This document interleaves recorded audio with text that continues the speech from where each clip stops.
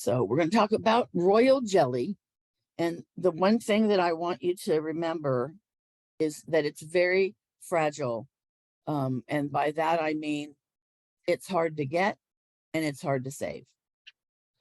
And it's also fragile because it's something that, of course, the bees need that we're taking away. So we have to always think about that, what's the impact on the hive if we're taking things away? And what we know is if we take honey away, it makes them work harder at storing honey. If we take propolis away, then they got to go replace the propolis that we took away. So they're making propolis or collecting propolis and maybe not making as much honey. So it's always a trade-off depending on what we pull out of the hive.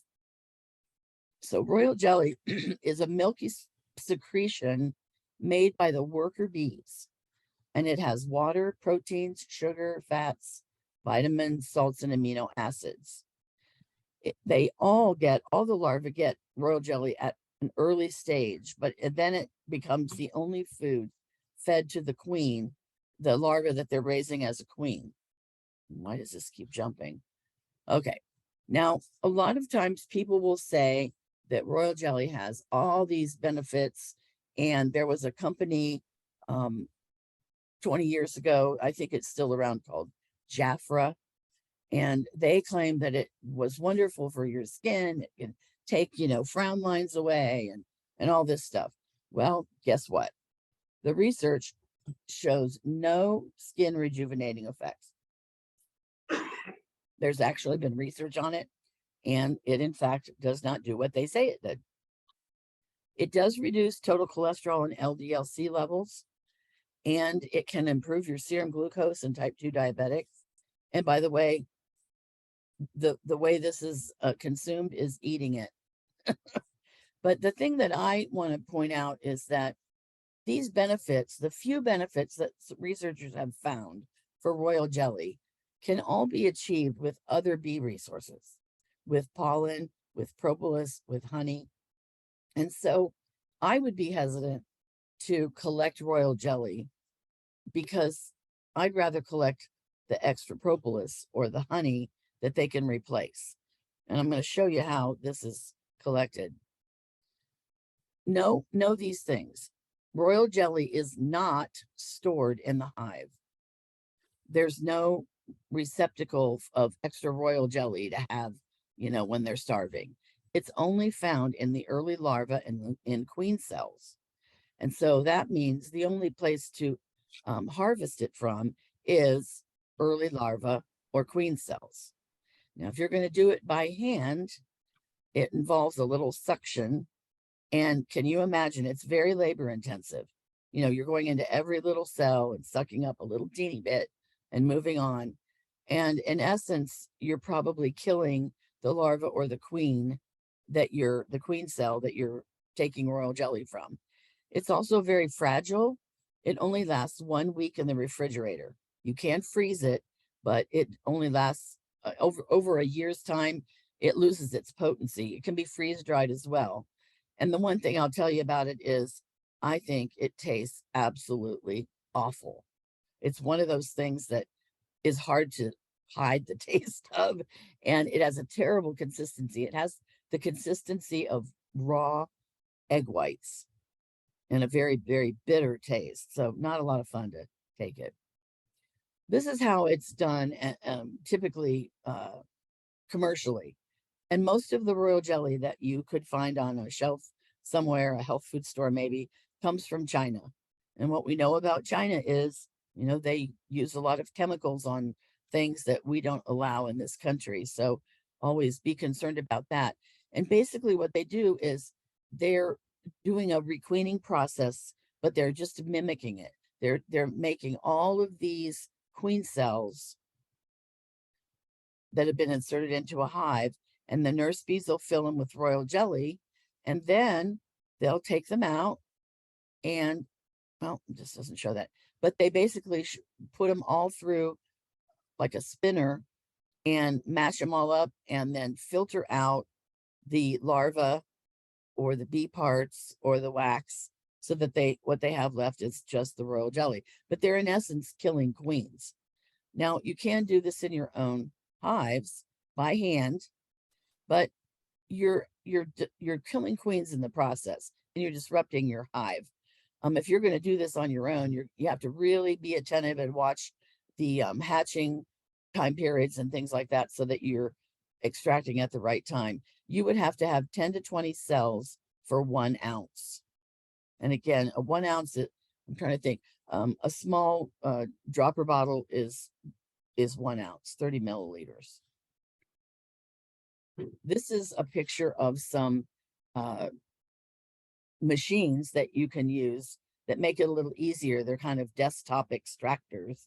The way that they ship royal jelly is frozen with ice packs. So you just have to hope that by the time you get it, it's still frozen, or it won't be any good.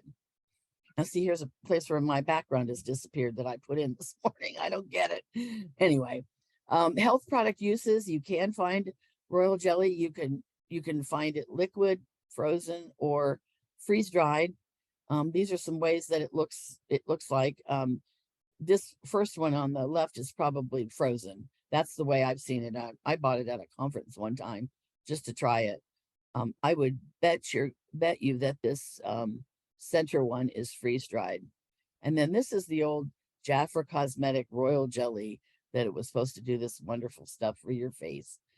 So you can put it on your skin, you can take it raw, or you can put it in products. However, like all the other hive resources, if you heat it too much, you will destroy its potency. Honey is like, 104, propolis is 120. So putting it in products is going to be an issue. So at this point, that's what I have to say about royal jelly. Any questions about royal jelly? Okay. Have you actually tried to extract royal jelly and use it for? No. The only thing I've done is taste it, and that was enough. It's awful. Well, and in Asia, isn't it known as the aphrodisiac?